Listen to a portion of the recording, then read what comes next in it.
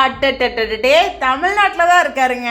S, மயிலாடுதுறையிலேருந்து ஒரு அழகான update. Mayiladuthurai India அப்படின்ட்டு லொக்கேஷனை டேக் பண்ணி நீங்கள் ஏங்க கன்ஃபியூஸ் ஆகிக்கிறீங்க, நானே லொக்கேஷனை ஷேர் பண்ணுறேன் அப்படின்ட்டு நம்மளுடைய சுவாமியோட பியூட்டிஃபுல் அப்டேட். ஸோ ரொம்ப பியூட்டிஃபுல்லாக அந்த பச்சை பசேர்னு இயற்கையை மிஞ்சவே முடியாதுங்க அழகுக்கு.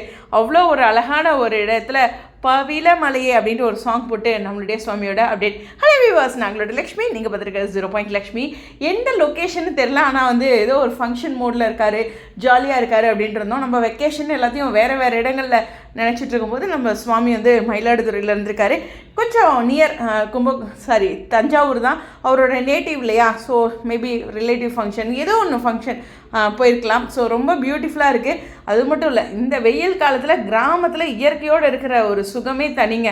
இன்னுமே அது வந்து ஒரு பியூட்டிஃபுல். அந்த வயல்வெளியில் தண்ணீர் பாய்ச்சிருப்பாங்க, அதனால் அந்த இடத்துக்கு போகும்போதே அப்படியே சில்லுன்னு இருக்கும். என்னதான் இருக்கட்டும், என் ஹஸ்பண்ட் வீட்டுக்கு ஏரியாவில் போகும்போதே அந்த சில்லுன்னு ஒரு காற்று வரும் பாருங்க, அதுக்கு ஈரினே இல்லை. அம்மா வீட்டில் அப்படி கிடைக்கவே கிடையாது, ஏன்னா இது கொஞ்சம் டவுன் சைடு. ஸோ அது மாதிரி ஒரு இயற்கை அப்படிங்கிறதும் கிராமம் அப்படிங்கிறதும் வரப்பிரசாதங்க.